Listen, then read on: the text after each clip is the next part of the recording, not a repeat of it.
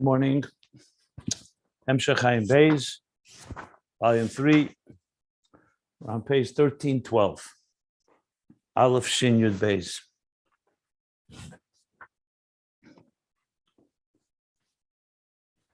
And we began the discussion of two levels, or two aspects, I should say, two dimensions in darkness. In Cheshech, one, its very substance, a creation of its own, and he brought proofs that that is the truth. And the second opinion is what he calls the second dimension, is that Cheshech also has the properties of concealing and limiting and somewhat tangibilizing or concretizing in a more material and tangible, palpable way, the Oir.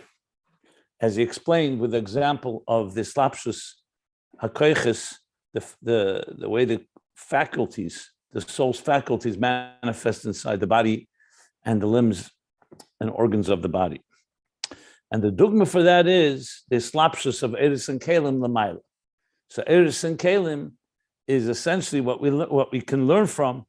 We learn from how we are structured, of how faculties enter into each particular container, with the faculty being the Oir, like the power of vision, the Koyach Hariyah is like the Oir Hariyah, and the Klei Hariyah would be the Klei Ha'ayin, would be the eye, using that example. And he began discussing in detail, even though it's very dense and brief, but in detail, the breakdown of how this Hisalmus happens, the Hisalmus of the Keli, that it has, in addition to being Helen Be'etzim Mahusan, the very personality of the Kalim is not just the absence of light. There's an actual entity here.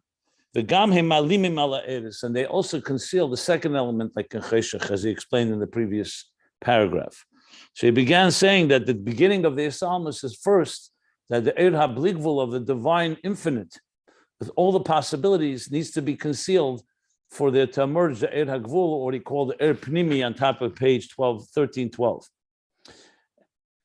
And nevertheless, the Eir Pnimi was, like he says, the makif, even after it's concealed by the containers, the Eir Pnimi, the makif continues to radiate in the Eir Pnimi, because the Eir Pnimi originated from there. As I explained at length yesterday, that the defined energy that God allocated toward existence originated somewhere, and originated in that Eir HaBligvul before the Tzimtzum, or what he called Eir Makif, after the Tzimtzum, like the 10 spheres that before, in them radiates the Ein Sof and Bligvul of God's infinite possibilities. The idea slapshus bekeli misalama Eir Bezeh, Eir Azeh, I should say. And through manifesting in the containers, this Eir HaBligvul, or Eir Makif, gets concealed in the process.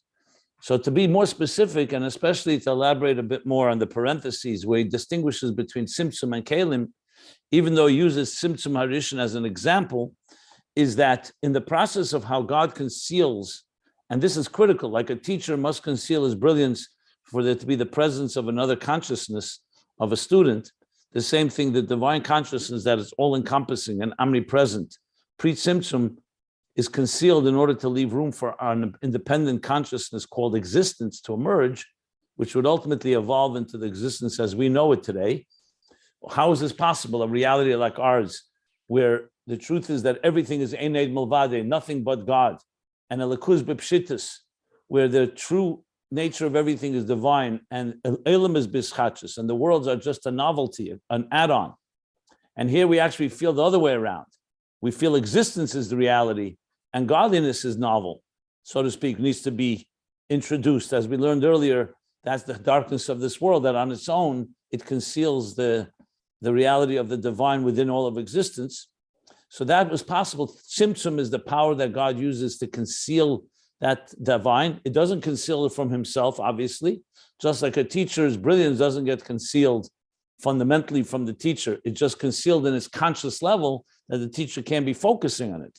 But the teacher has not become less of a brilliant person when he's teaching a student. Yet from the student's point of view, everything has changed, because there's space now for another reality, and the student can study piecemeal, be spoon-fed step by step by step, and grow in the process and ultimately connect to the teacher's mind, to the higher levels, as we discussed, same idea of how from art we come to relate to the artist and to the higher levels of the artist, etc. So kelim are a result of tzimtzum. Let me explain a little more the distinction because it'll be helpful here. Tzimtzum is a power of concealment. Even though the Alter Rebbe does say at the end of chapter 4, in Shiur V'Amuna, end of chapter 3, he says that tzimtzum nikra kelim, that tzimtzum is called kelim because the tzimtzum does have substance, and the Rebbe has a very powerful and long talk, Mishpatim Tavshin Chav Zayin, 1967, which I've talked about several times in this class. I've also summed it up in my book, Torah Meaningful Life, in the chapter, I believe, on unity, where he talks about how the tzimtzum and kelim are connected to each other. If you recall, the root of the kelim is the reshimu, and tzimtzum and reshimu go hand in hand. But when you really break it down, tzimtzum is the concealment aspect, and kelim is the result of something that actually is created, which is called a keli. And these kelim are going to have a very particular function. So though the kelim could not have emerged without the tzimtzum, and the kelim associate with the tzimtzum, but at the end of the day, like he said, the kelim are an entity, and therefore they also have an element of gilui in them. The tzimtzum, even though it's b'shvil ha'gilui, it's in order to bring revelation, but it itself is a state of concealment.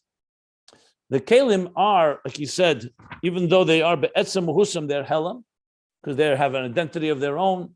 They can and they are relate to another, but they are of substance. So he says, we learned this yesterday in the parentheses. Why I want to bring it into the picture is because what he's saying now is as the kelim's role, just like it is in the human body, going back to the example of the faculties within each one of our organs. So in the human body, the organs have real substance. Like he said before, they exist. They're not just concealers, but their role, but the way they exist is such that they also conceal and limit the flow of the faculties. Like the power of vision cannot be infinite once it enters the physical eye. So the same thing in Hishtalshelus, the kelim have a role that throughout Hishtalshelus, the Tzimtzum Arishin created the first paradigm shift, moving over from a completely all-encompassing divine consciousness to allow space for another consciousness. The kelim play a role in each world, like we learned, in all the worlds, including Atzilus, Abri, Yitzir, Nasiya, and higher than Atzilus. He alluded, he's Kesser, and he said that even the kelim, Mashalamaylam Atzilus, in all the levels of the kelim play a role that they are the structure of each particular state of Hishtalshelus, every world. And when the Eris got mislabish in the kelim, the Eir HaBligvul that we spoke about, Eir Makiv, recedes in the background, even though it's where everything originated from, the Eir that manifests in the kelim itself. So that's just a little more elaboration on the role of the kelim. Now he's going to go and speak about it even furthermore. Because remember, we've been talking till now about the Eir that's higher than Islapshas Bekelim, what he called the Eir Makif or the Eir HaBligvul, that gets concealed. But what about the Eir within the Kelim themselves? What happens there? We know that when it comes to the example of the limbs and the organs of the body, there, it doesn't just conceal the infinite capacity of the faculties as they are when they are not bound by the containers. Even the energy that enters into the containers is also affected. He even said earlier that even when we understand the mechus, what he said, an expression which I think is very relevant here. What did he say? The gam haskola ruchnius, even the haskola ruchnius, that without the body, without the containers, is in the form of as the neshamas in Gan Eden. So, but he said even when we understand spirituality in this world, it's diminished. So in other words, there's also concealment happening within the container itself, in the Epidemio itself. And that's an short introduction to what we're going to learn now, which is the next stage. So now he's going to say, if you recall when we learned a few pages back, it also reminds me, when we learned a few pages back, where was it? On page 1309, he said, he said, there's Makif and Pnimi. And when one contemplates, in the contemplation of the Eir Chayes, he says it's Makif and Pnimi, where Eir is more removed and Pnimi is more localized. Then he said, Uba Proteus, he then brought Yesh Gam Be'er Primi Er V'chayis. In Ursanor Primi, there's Er V'chayis, and he gave the example actually of the Slapshus HaKeicha Zebezeh, where the Moichin, that manifests in the Midas, so the Etzem HaMoichin remains higher than the Midas. The Chitzenius of the Chachma goes into the Moichin goes into the Midas. And he gave that as an example to an Er V'chayis and Er Primi itself. Very reminiscent of what he's going to say now. So now I'm going to read on. The line begins on top of page 1312, which is 7 lines from the top. 1, 2, 3, 4, 5, 6, 7. Yeah. So he says, after explaining how the Er HaBligvul is concealed, now he says, Ube Proteus, hu b'chinas ha'er primi gufa. And when you break it down further, specifically, it's in the Er Primi itself. What is in the Er Primi itself? Obviously, or at least ostensibly, or apparently, he's referring to the Tzimtzum, the Helam, that the Hisalmus he spoke about before, which he spoke about begins with the Er HaBligvul, the Er that's higher than the Kalim. So the Proteus in the Er Primi itself, there's also a diminishment that the Kalim that came effect on the Er. U'kamoshin is barli il dibra maschal mimana, as was explained earlier in the Maimer Mimona, which goes back to volume 1. I see here, page 48. So all the way very early on in the Hemshech of Ayin Beis, that what? Yes. And I mentioned it yesterday in yesterday's class, or 2 days ago, one of the last classes. Sheyesh gimel madreges ba'ha'er. If you recall, I discussed that in the process of the evolution of the cosmic order, the goes through stages. It begins with pure that's just divine energy. And then it ultimately, especially after the Tzimtzum, then it begins to, the Kav begins to manifest, and first creates a world of Ak. So though there's no real Kalim there, but they're called Neshamas the Gufim. Then Akudim, 10 energies in one container. Then Nikudim, 10 energies in 10 containers. And finally in Atzilus, Tikkun, or Vrudim, the 10 energies and 10 containers completely functional like in a human body.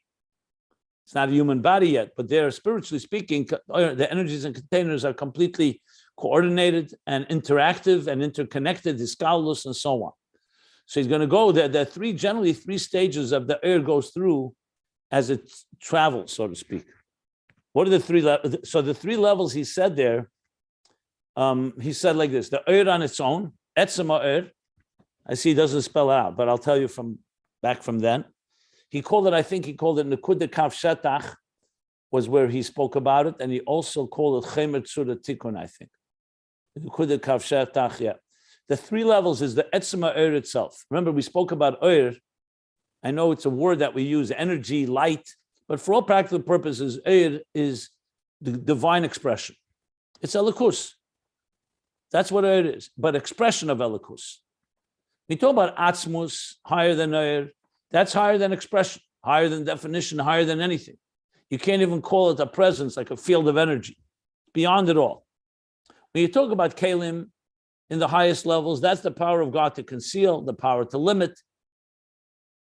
We could even call it the Helam Ha'atzmi. It's beyond expression also, but it's not the highest, because Atzmus is higher than Kalim too. Oyer, on the other hand, is expression. That's what Oyer is. If you think of Oyer, of the sun, so there's a sun. If there was no sunlight, the sun would not the power of the sun would not affect us. So sunlight essentially carries the warmth and the light of the sun and all its other properties to the recipients. That's what Eir does. The same thing, Eir HaSeichel. Seichel on its own would be intellect in your brain, in your mind, but it could remain dormant. It could remain ineffectual. It could just be passive in a sense, dormant, as I said. As the Eir HaSeichel means that the Seichel is now emanating Eir. Now, Eir, interesting, doesn't change anything. When you turn on a light in a room, nothing changes. Every object in the room remains the same. However, it's revealed. So essentially, Eir is a revealing force and a presence and an expression of the divine. That's Eir. But we want to also have a structure of existence. we need to have Chachma, Bina, Das, and ultimately we need to have the structures that we know in each world and ultimately in the physical world. All the structures that create, that constitute Tachtenim, the lowest of worlds with all its elements. And these Eir and Keli have to meet. So there's a long discussion in volume 1 about how they come together. With the Eir carrying the divine energy, the Kav is the original place of the Eir. So there's the Etzem HaKav, or Etzem HaEir, I should say. The second level is the Eir that's now being primed and ready, but not yet enter into Kelim. So it's called Eir L'mayla Mislapshus B'Kelim. And then there's a third level, all in Eir Pnimi. We're not talking about Eir Makiv now. In Eir Pnimi, and then there's the Eir as it actually manifests in containers. To make it a little more palpable, think of it, we spoke about it in the faculties. Let's go back to the example. The energy of your, let's say, I'm going to just use the power of movement. When you're able to throw a stone, it's because there's energy inside your arm. You have muscles, you have other factors that allow you the power to be able to take a stone or take any object and move it or throw it. Now, how far can you throw a stone? 100 feet, 200 feet. If you condition your arm, the keli becomes more powerful, so it's able to be more seamless and carry more of the koyach, hatanuot, to throw 500 feet, to run instead of 1 mile, 5 miles, 20 miles, 30 miles. But there's always going to be a limit, like we learned earlier, because the keli at the end of the day, by definition, is a limited entity. But the koyach is not limited. Technically speaking, hypothetically, the power of the soul to throw something, if it did not have the limits of the physical arm and all its parameters, technically, like he spoke with Ria, vision on the previous page, why should it have not? It should be unlimited. The soul doesn't have any limits to it. Like he said with the seichel, it has other parameters that are built in, but we're talking about purely sheer firepower that I'm describing now. So therefore, we call that, so the Creatures Gloom is what we define the faculties, the Eir and the Keli, where the Eir and the Keli are working with each other. And that's essentially what we're doing, functioning throughout the day, whether it's throwing a stone or it's walking or writing or speaking or doing other business or using your mind and your heart and all your faculties. That's what you're doing. Eiris and Kelim are working together. You may not be thinking about it, but if you break it down, every action and every speech and every thought that you have is ultimately the Eiris of your faculties working with the Kelim. Now, if you condition yourself and exercise and work, you can expand that, even with the mind.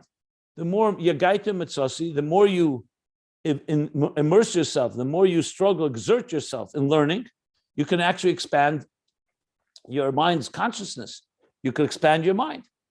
So that's basically, you're drawing more from the Eiris. What are you drawing from? That's called koiches nalamim. They're not yet mislabish in the keli.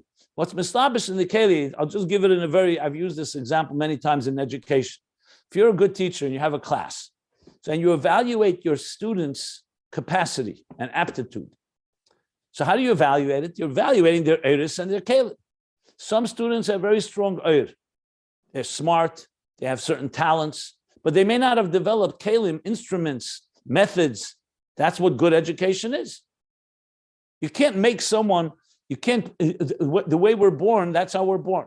So a person could be born with musical talent, it could remain dormant, or with a good musical teacher, they'll draw out that talent. Now, the more talent there is, the more potential there is.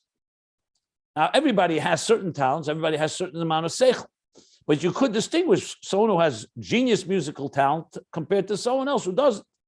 They may have other areas of strengths. What if you put it in the language of Chassidus, it means the Eiros are strong. Now you need to create the Kelim, which includes not just the methodologies, but also an approach, training, conditioning. You know, you can be a very talented person, but no one ever disciplined you. You won't be able to channel and harness your talents well. So good education is drawing from the Eiros of the Keiches Ne'elamim, we'll call them, into the Creatures Gloom. And you could say success, if you want to rate it and say, what did I achieve with this and this student or these and these students? You could say in the beginning of the semester, the beginning of the year, the Eir was at 50% of the air was entering into the keli, and I got it up to 70% by teaching the student and so on, educating, training them. And that could be in a talent, it could be in intelligence, it could be in athletics and sports, it could be in physical abilities. Now, how deep can you go? So deeper than koiches alomim is what Chassidus calls is either koiches hiyulim or koiches atzmim. That's already not just that which you're drawing from that which is concealed and potential, and you're drawing into the actual. That's like more the core place where the koyach hamaskil lies. It's a koyach atzmi. Can you access that too? Yes, but that takes a lot more work. That takes a lot more exertion, a lot more, sometimes pain. Very deep challenges, crisis, trauma can trigger those deeper dimensions. In Chassidus, sometimes the explanation between the difference between gluyim would be like a flaming coal. You see a coal and it's burning and you can see it revealed. The koiches nalam would be like a hot coal, but it's shalheves kshuda begachelas. The flame is not burning. You look at it, it looks like it's extinguished. It's just white, but you don't want to touch it. You come closer, you see the heat. You put it in water, it will become extinguished. So is that weaker or stronger than the flaming coal? Obviously, it's stronger because it's what's there. But you can draw it when you fan it or do other things. You can get that fire out of there. The koiches atzmim would be compared more to tzura chalomish, which is a flintstone. A flintstone has the capacity to deliver sparks, but you can't see it in any way. You could touch the stone, you won't get burned. You can put it in water, it won't extinguish its capacity to deliver sparks. You have to strike it. When you strike it very hard, this is what Chassidus calls in Samach Vav, in the Maimer of V'yitn Lecha, and talks about what is the striking. The striking is when you very, very strong effort. And then you can draw out even from the koiches atzmim. It's not really the topic of our discussion here. I just want to explain how you see three levels right here. The eiris in the kelim, the eiris that are not yet in the keli, but they're just above the keli and they could be drawn into it. And the eiris are there etzema eir. So this is what he explained back in Mimona, three levels in eir pnimi. Yeshesh gimel madregas by eir. V'amadrega habeis, to continue on. Now, I just should mention, for the record, the Nephesh, as we spoke, is even higher than the etzema koiches, than the koiches atzmim.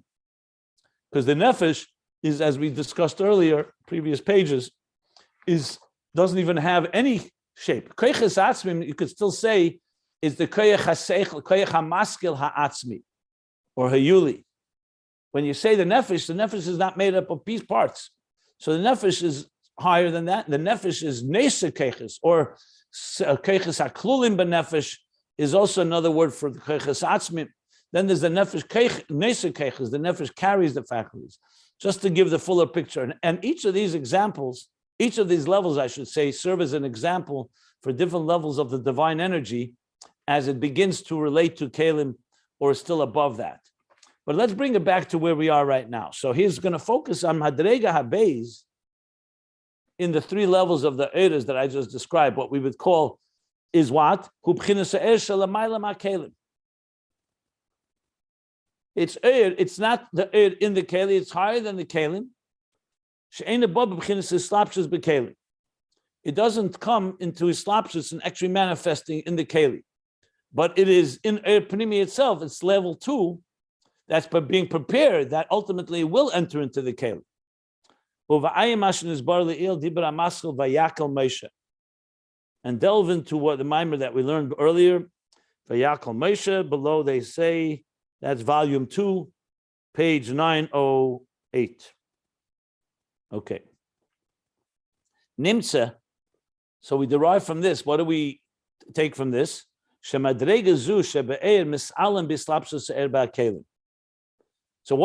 happens with this eir? This eir is not manifesting in the keli. So it says, this level of eir, this second level, gets concealed when the eir comes into the keli. So when the eir is before it enters into the container, it has this level. That's called this level that I've been describing, called the koiches nalamim. Here he doesn't use that expression. he used the expression l'mayla mislapshus b'kelim. And when the enters the keli, so in addition to what we learned before, that the makif and the oblique gets concealed, in the epidemio itself, this that is higher than islapshus and kelim also gets concealed. So here we have another aspect of how the kelim conceal higher levels of the just like the artist. To use the example I've been using, the operative example, is when the artist is actually focusing on drawing, let's say, a detail in his masterpiece. Let's say he's drawing a lake so when he's focusing on the lake, he can't be focusing on the energy that is not manifest in the keli. So when the energy of the divine is manifest in the keli, somewhat conceals the energy that is above that. Can he draw from it? Is the potential is there? Of course he can. And that's what Avodah does. But we're talking now in the process of creative process and the creation process. The as a mislapshus b'kelim conceals the that's higher than mislapshus b'kelim, even in the pnimi level, in addition to the bligvul makif level that we spoke about before. Now the Rebbe Rashab is going to connect yet another. Remember I said yesterday, it's very clear he's connecting all the threads now. He's connecting a bunch of threads and dots of Hemshech Ayin Beis. Can I ask you a question? Let me finish first before we finish speaking, and then we'll take questions. And so he's connecting everything together. He's going to now connect it to one more piece that we learned, which is very fundamental, actually. It's something the Rebbe Rashab kept returning to. I recall at least 10 times he's returned to. And this is the expression in the initial Torah of the Magid, on Aseh L'Chashtei Chatzetzes, that, remember, this is a long 500-page parentheses explaining, and part of it is where the Eibishter makes the tzimtzumim. So the Rebbe Rashab is now can connect what we just learned into that as well, which is also going to explain more about how the kelim limit the flow and conceal the energy, which is, of course, the theme here, because he wants to explain how existence is in a darkened state and how we then come to radiate this dark state by revealing godliness through our contemplation and through our divine consciousness of the Nephesh Elikis, like he explained, to the point that not only we radiate, but we actually transform the darkness. That's where this is going. But right now he's discussing the dynamics of how the kelim create this type of cheshech. And this is critical to understand the whole flow, is to understand what I just stated right now. So before I go to the next section, I'll be happy to take any questions. Thank you. So you said that, you said the keli with the or, when the keli's mamshich or, and it's megales a certain part of the or, but it's concealing that which it cannot draw down. My question is it concealing it, or it's just not drawing it down? There's a difference, because if it's there, but it's just not revealing itself in the keli. So okay, it's just the keli's that doesn't have the capacity. Let's go back to the example when a person is writing. So they're just writing a limited flow, or they're throwing a stone 100 feet, and if they have the capacity to draw, whatever you want to call it, you can call it concealed, whatever you want. I mean, the word he uses is misalim b'slapshus ha'er, that is concealed. Is this semantics? Or you're asking me? I mean, I don't see the difference. It's a matter of something that is not matter. When a teacher is teaching a student a certain amount of ideas, so there's an amount that is mislabish in the kelim, there's that's not. The remains not revealed. Does that mean potential? Does it mean it could be? Of course it could be. Ultimately, I gave the example, a person conditions themselves. He's not discussing here how you draw that energy. The bottom line is that there's only a limited amount of energy that goes into the and the kelim. The kelim, as they're mislabish, the words he used exactly was that this level of that is higher than it manifests in containers is concealed when the manifests in the container. That's all he's stating, that existence. Now, what happens afterwards, he's not discussing right now. So you could explain it any way you like. I mean, if you can give me two different ways of understanding it, but I would suggest, instead of talking the abstract, let's talk about the example that he's using here, which is of the faculties within the person. So I gave example with throwing a stone, writing, using your mind, any example you like. The artist is limiting the flow as he manifests his energy into containers. I mean, there are thousands. Any example that is tangible that we can relate to, there you'll see the concealment of that which doesn't manifest in the Keli.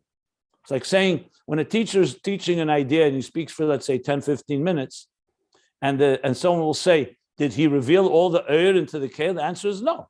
That which he revealed in the Keli concealed that which he didn't reveal. That's how I would phrase it. Well, okay, to take your prior mashal, like the teacher teaching a student has a lot of talent, which you liken to ore, but it hasn't developed it yet. So you can't say that the student his present condition is concealing that talent. It just hasn't been brought out yet. That's the difference between. To me, it's the same thing. To me, concealed and not brought out is the same idea. Okay, all right, fair enough. But thank you. You got my question, and you're right.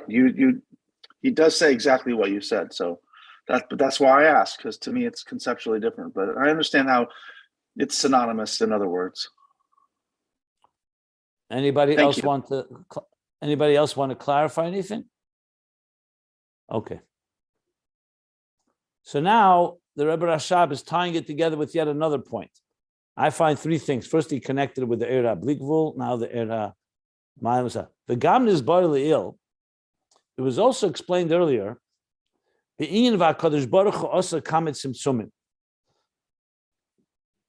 Eibishter created a number of tzimtzumim. So this I referred to yesterday. I think. Let me just look for a moment. The mimer of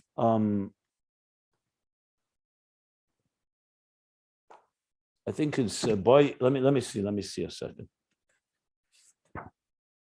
The first place this was mentioned, if you want to look it up, is let's give you the exact page. 1 second.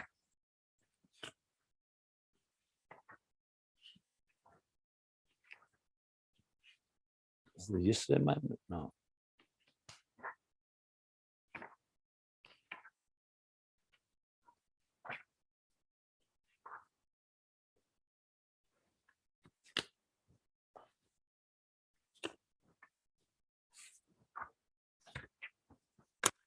Yeah.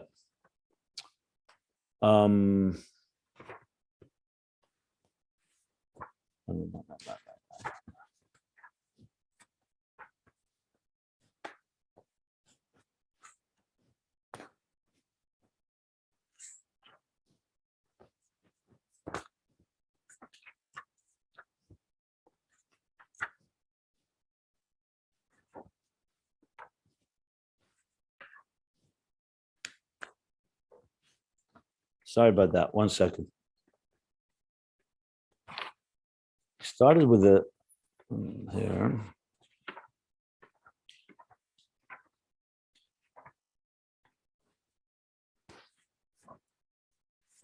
I had it yesterday. I forgot where. 1 second.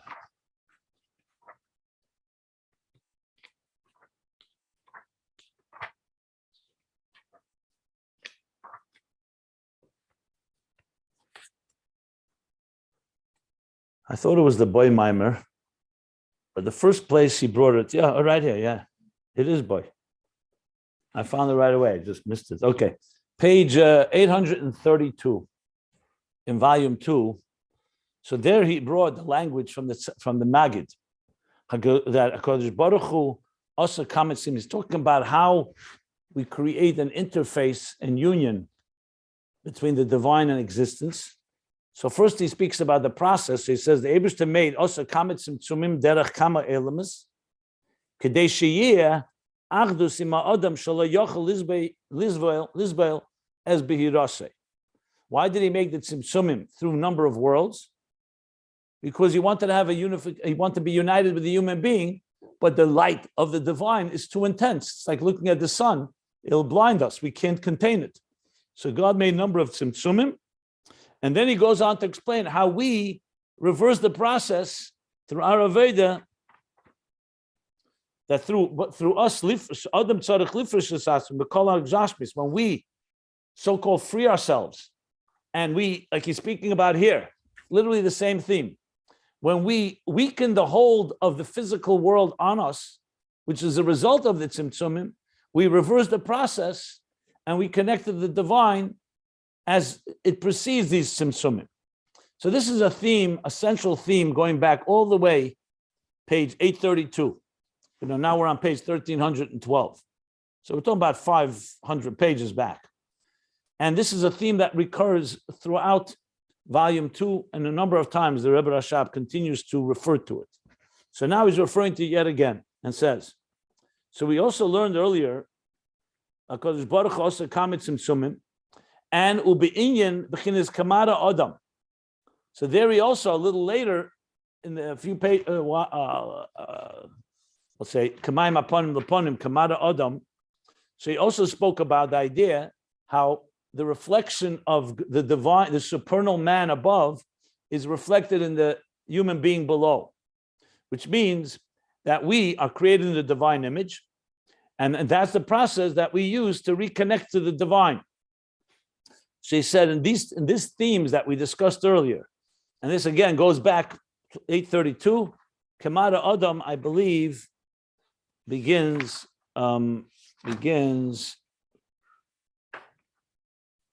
Might as well give you the page for that as well.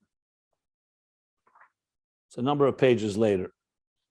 It's after the Parsois, then comes, I think it's begins in page 902, but really develops, Kamad Adam. Page 902 and on is where that's discussed in detail. So I said 832 and 902. So all those pages there. So we learned there that the divine energy gets diminished and concealed in a number of tzimtzum, a number of diminishments and concealments. It's not just one.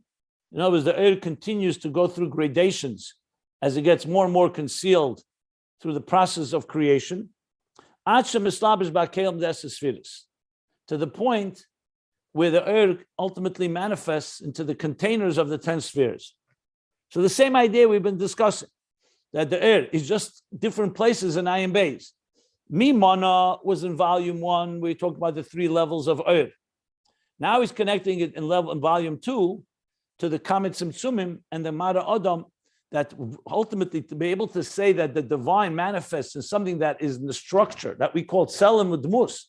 Remember, God is beyond structure, beyond any likeness. There's no tselem and no dmus in godliness. However, God chose to manifest in a particular way. That particular way is a gvul, is a limited structure. So the earth goes through a number of concealments until it gets to that point where you can say the Esesphiris in the Kalim of Esesphiris, where you have till the earth is mislabish all these concealments into the Esesphiris, which explains how the divine remains intact even before that, because it's not, God is not defined by the Kalim and the Esesphiris. That's only a limited definition. That's the piece of art we're talking about. Or the Tselem Admus, the structure that a human being was created in that image. That's already Atzilus, Esesphiris and the Kalim of Esesphiris. Ukashaer mislabish ba'kelim, we learned there. And when then this divine energy manifests in the containers, harimasha keli tefes ha'se'er, that part that the keli grasps and identifies with and can relate to the eir that's within it, ein za'er kamashu ba'etzem. That's not the eir the way it is in its core state. Like again, the student can only relate to the eir that was given to him, that he relates to on its own. We're not talking again through avodah. Commission is barely ill, as was explained above. He's referring to all those pages. That was a big part of the discussion of how existence comes into being. When the divine, when the godliness is so infinitely beyond us, and God wants us to understand the process, that's the whole point of the tzimtzumim. So essentially, he's bringing back that whole theme here to explain what he said earlier. How does this world get created? Through a darkness, through a concealment after concealment, to the point, like explained right in the beginning on page 1309. I'm sorry, even earlier, 1307. That it went through the whole process of tzimtzumim to allow for the structure to emerge. But remember, we're learning it all now to understand Eris and Kelim and Atzilus. So Eris and Kelim and Atzilus, as much as it's a divine world, it's still an Eir Lefi Erech HaKeli. So it's all, so what the Keli relates to in the Eir is limited. It's not the Etzem Eir, as he just said, as it is, K'moshu Be'etzem. U'lechein, Ikat Fisas HaKelim U'b'bchinas Bina. This is yet another connection to my Morim before. There's no doubt the Rebbe Rashab is tying together a lot here. So before we write it on, let me stop for a moment. Maybe somebody wants to ask something before I get to the next stage where he's going to connect it to Chachma and Bina. Any questions? I have a pretty fundamental question. I'm sorry if this is a stupid question, but can there be a tzimtzum without kalim? In other words, are the kalim the method? Is it the use of the kalim as a method through which there is a tzimtzum, or somehow the or is mitzamsem on its own without any involvement? I think I elaborated on that today and yesterday. That God has the power to conceal. A teacher can conceal. On the contrary, if anything, the keli emerges from the tzimtzum, then there's no keli before the tzimtzum. It's the tzimtzum that creates the keli ultimately. Okay. Thank you. Any further questions? Anybody wants to ask anything? Yeah. So now he's going to connect yet another thing. So earlier in Ayin Beis, and you may recall it, maybe not, he spoke about the difference between Chachma and Bina. Sometimes Chachma was the first of the 10 spheres. And yet sometimes it says Bina is the beginning of Ishtalshlus. Because Chachma, since it's only a spark of an idea, so it doesn't yet have really a full keli. Even though it's true that Chachma compared to Kesser definitely has a container, we even said Kesser has containers, like the engraved letters. But relatively speaking, Bina is where the kelim begin to expand. You take a spark of an idea, the Yud, and you turn it into a Hey, an expansive Hey, where you develop the idea. So he's now going to connect that as well. And he says, and that's why the main place, the primary grasping of the containers grasping something in a way they can contain it and that they can relate to it and understand who Bechinas Bina. The Bechachma Bechlalu Adayin Ha'oir. So Bina is the place where there's the understanding and comprehension really develops. Because Chachma is still primarily a level of Oir. The energy, the idea, the conception. To say there's no Keli at all, you can't say. But it's a Dayan Oir is the dominating factor. Kameshu Be'etzem. It relates to the Oir Kameshu Be'etzem. That's why it's only in such a concentrated point. Ubebina Baba Hasoga V'tfisa. And the Bina becomes in a comprehended and understood fashion with tfisa, in a way that you can grasp it and hold on to it. So when someone conceives of an idea, if they're not going to have any bina, that idea is going to be very difficult to convey altogether. It can disappear and dissipate very quickly. So bina is that part where you begin to create handles and the details. Uba Proteus, and when you break it down further, as I just said, of course, when you break it down in Chachma, there's also Kelim. Everything is relative. That means in the outer dimension of Chachma. The inner Chachma is really Oir. The Oir of the idea radiates. That's why the Alter Rebbe says in chapter 35 in Tanya and the Hagah that you sense in Chachma, as you may recall, the resonating truth that Hu Levad Devein Zulose, that there's nothing but God. Where Chachma is sensing, it's not the idea, the concept, it's the truth of something.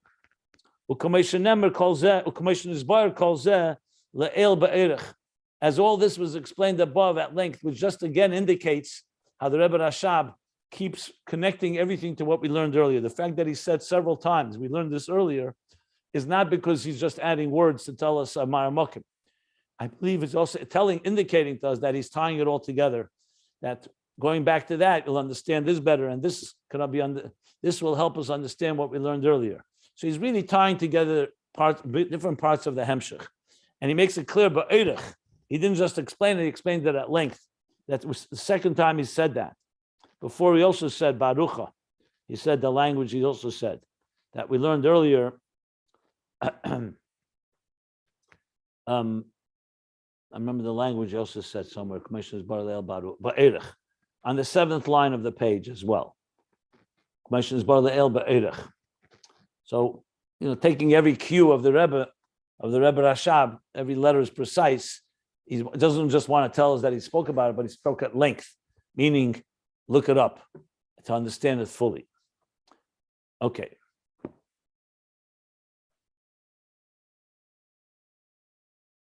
And now, though he doesn't say he said it earlier, he's going to connect it yet to another theme that we discussed earlier.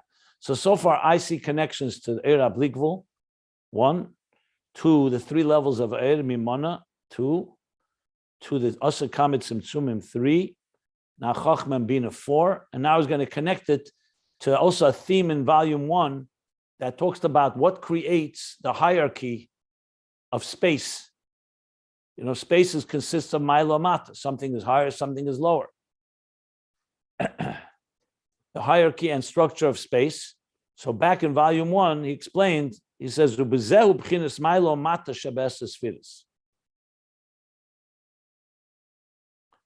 the very idea that there's a structure, that Chochmah is higher than Bina, and Bina is higher than Das, and Das is higher than Chesed. So we're not talking here about higher or lower physically.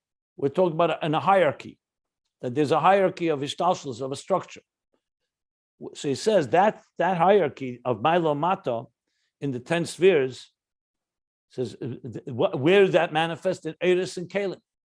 When the Eiris be higher than Kalim, you don't yet see the hierarchy quite that way. So he says like this, in this structure of the Islapshus, which is also begins primarily in Bina, is the hierarchy of the Amailo Matu B'chinas Gili Ha'er. So we learned what defines the Milo Mata, what defines something as a higher level or lower level. It's all in how much the Er is revealed. If the Er is more diminished, it's a lower level. If the Er is more abundant, it's a higher level. That's what he explained in volume 1 in understanding. So essentially, it's all about the gradations of Er. And who regulates that? That's regulated by the Kalim.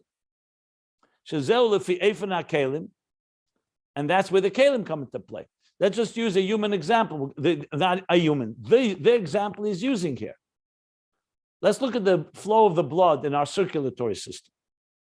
So the flow of the blood is fascinating. On one hand, God forbid, if the flow is impeded in any way, that is very dangerous. On the other hand, if the blood is too thin, it could hemorrhage. So you really need to make sure that the blood, in a healthy human being, the blood flows perfectly. In addition, the blood has to flow to each part of the body according to its needs. There are parts of the body that need a lot more blood than other parts. And if the other parts would have too much blood, it wouldn't be good. So here I'm using blood as an example for Oyer. So what regulates that? That's the different containers within the body. I don't just mean the limbs and the organs, even chemicals and even other factors that regulate. Look at diabetes. Diabetes, the sugar is not being regulated. The insulin is not affecting and limiting the sugar flow. So the glucose is too high, too much sugar in the blood, and it creates the problems it creates. So the key to any structure is not just that the things are different, but that the flow of energy flows to each thing as much as it needs. If something flows too much, it's not good. So in other words, structure is defined by the flow of energy, and kalim in the body are the ones that regulate that flow, like the valves in the heart. So when there's a contraction and the expansion of the heart, or the breathing. So if you only had breath or only had the air and not the kalim, you would not have a regulated flow. That's in the neshama or air as it is without the kalim. So he says now, Vayideha kalim, shazel rather, shazel lefi eifena kalim. This determination where there should be more air or less air, which in turn that defines the hierarchy of Milo Matan, the structure, is the Madregel Yena, Shakelim Ebchinis Dakus Yeser. In a higher level, where the Kalim are more subtle and more and less tangible, more subtle and more ethereal. Meir behem ha'er beribui. There the air radiates within them more intensely and more abundant. The enim is gashim kol kach, and it doesn't become that tangible and that concrete or that materialized or corporealized. Mekamoy shu be'etzem. And begins dakis yes meir behem ha'er beribui. The enim is gashim kol kach mekamoy shu be'etzem. What does he mean mekamoy shu be'etzem?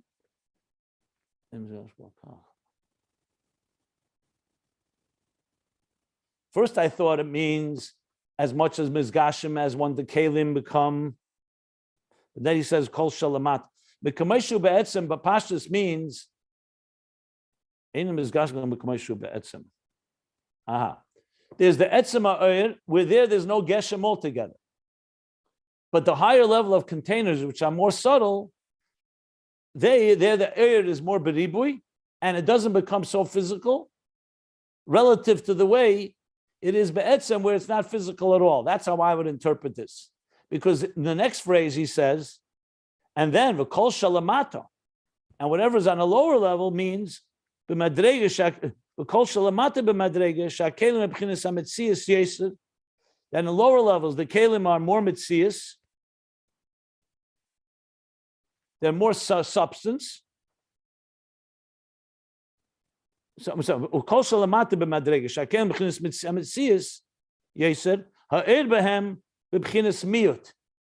opposite. The more the kelim get substance, the energy in direct disproportion becomes more diminished. And the air also becomes more of substance. So therefore, that's what regulates the whole flow, and therefore the structure of what defines something that is more subtle, more spiritual, and something that's more material. It depends on the way the kelim and the eris work with each other. On higher levels, the kelim are more subtle and therefore more transparent and allow more air to flow. When the kelim become more substantiated, with more substance, the air flows in a lesser way. This is a rule in general. I'm going to give an example in a moment. I just want to see if he finished. Yes.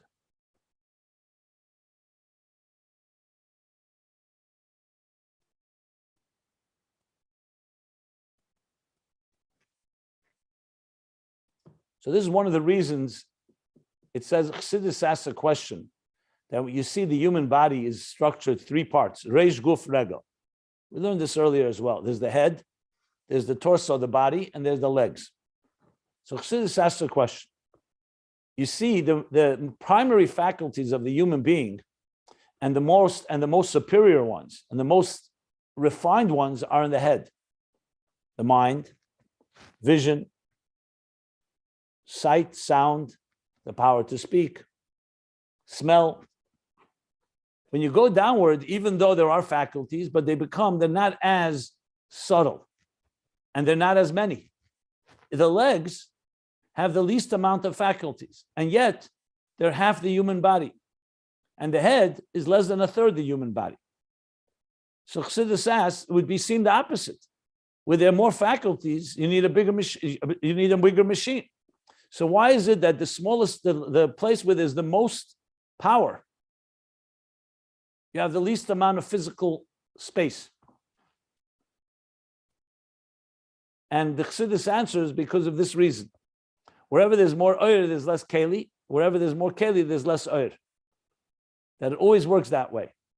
So wherever there's more matter, there's less energy. Wherever there's more energy, there's less matter. Now, technology has come to discover that. There was a time that computers that have the power that they have today would require blocks and blocks. Today, in your smartphone, you have more energy than those great computers of 30, 50, 100 years ago. So because the more you're able to access and tap into the energy within, the DNA, if you wish, or in this case, subatomic particles, or even quantum mechanics, the less space you need. So space, in this case, we're talking about physical space. So that's just an explanation for it. That's what he says here. So you see here how kelim are such a fundamental component in regulating and controlling the revelation and the concealment of the Oyer, which is what defines the whole hierarchy that he's describing here.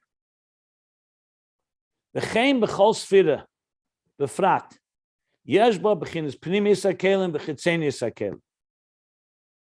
Let's try to read till the end of the paragraph. I know, even though we're a little over time, but why not? And the same with this is in general the spheres, that you have the structures of Oyer and Keli. And then in each specific sphere, you have the inner dimension of the Kelim, and you have the outer Kelim, as we learned earlier as well. This is also connecting yet to another theme that we discussed. The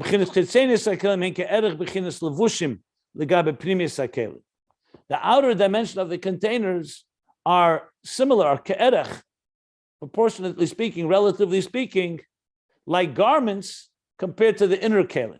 Even though a garment is different than a container, like the limbs of the body are not like the garments of the jacket or shirt that we wear.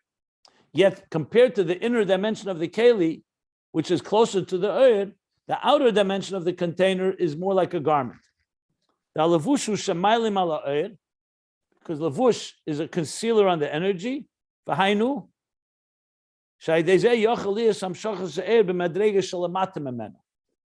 And there's a function in this. There's a purpose. It's not just to diminish.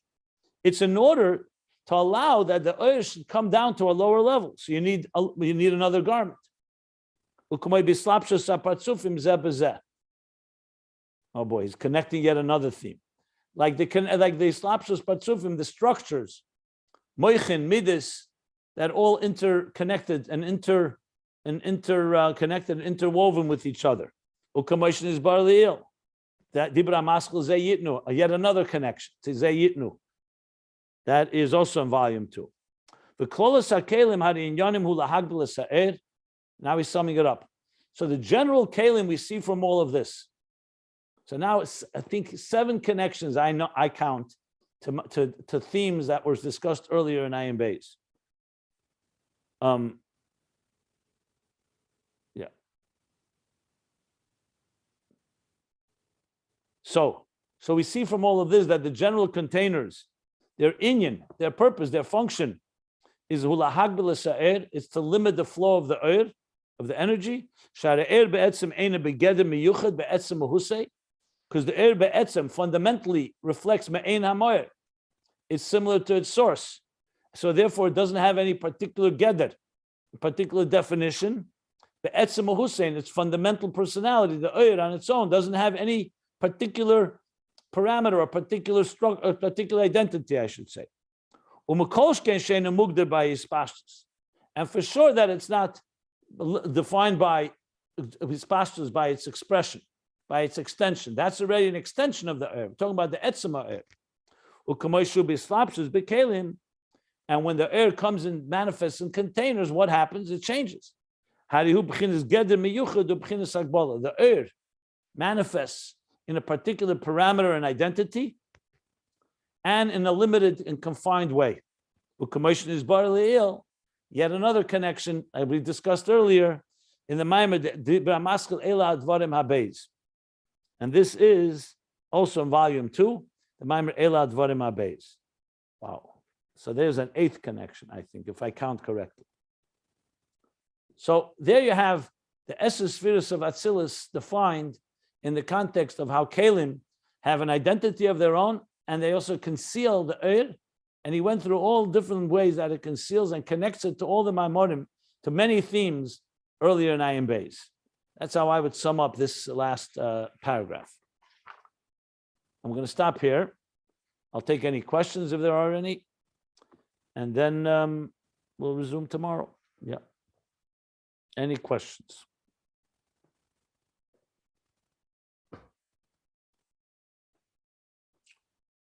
Okay. So we're stopping here at the end of paragraph and end of the paragraph.